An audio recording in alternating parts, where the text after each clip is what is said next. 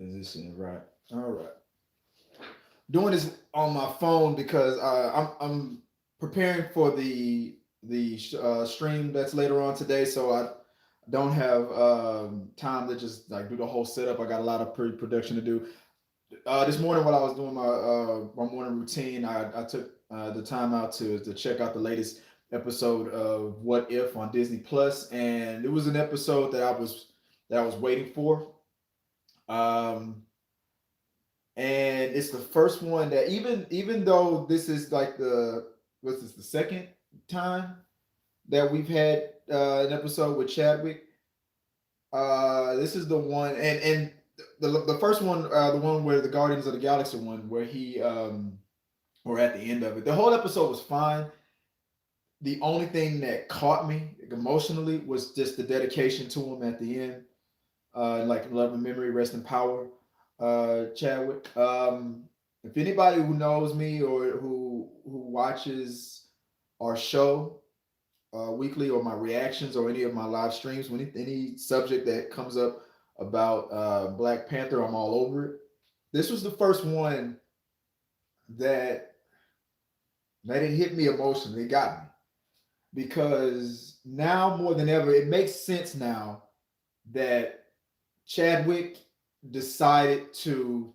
He kept his illness a secret because I mean, just like there's other celebrities who've done the same thing where they don't want the last memory of them to be that image, like that image where he took that picture and everybody speculated was he getting thin for a role and things like that.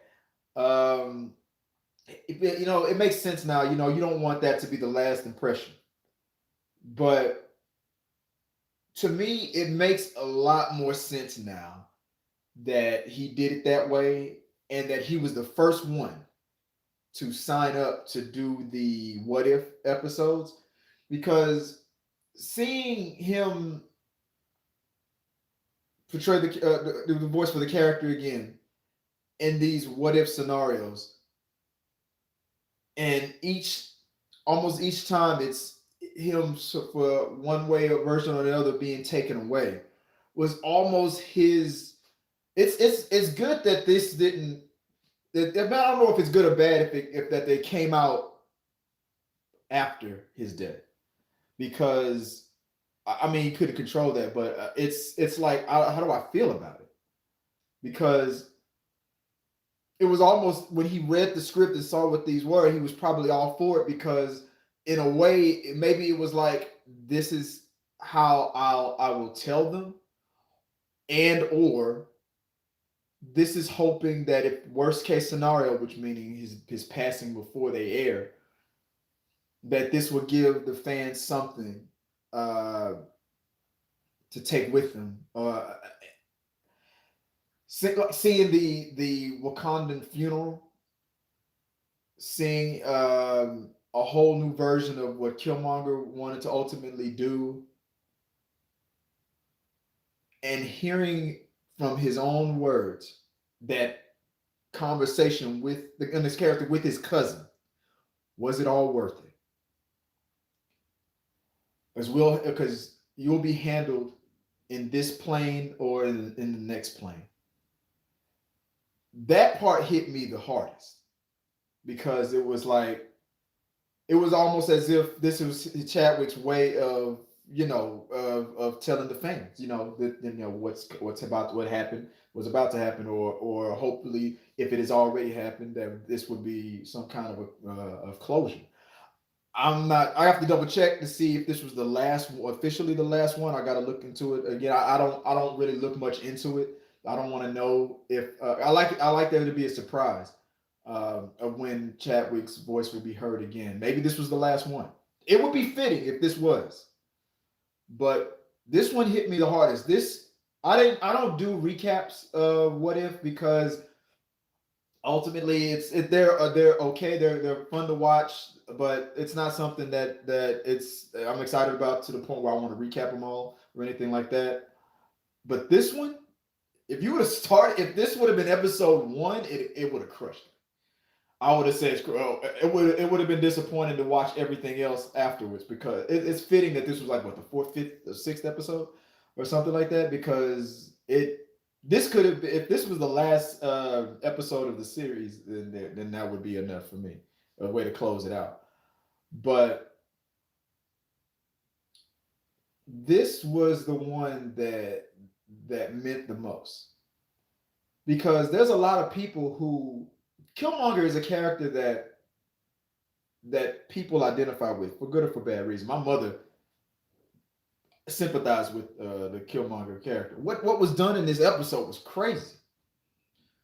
Tony Stark being one of those guys. I mean, when you're a man that's when you're born in privilege like that, his words made sense because you don't see the whole picture. You don't see things the way a person that's not born in privilege, man of color, in this, especially in America, going through what a lot of people go through. You won't see it. You choose not to see it. You don't believe it because it never happened to you. It doesn't happen to you.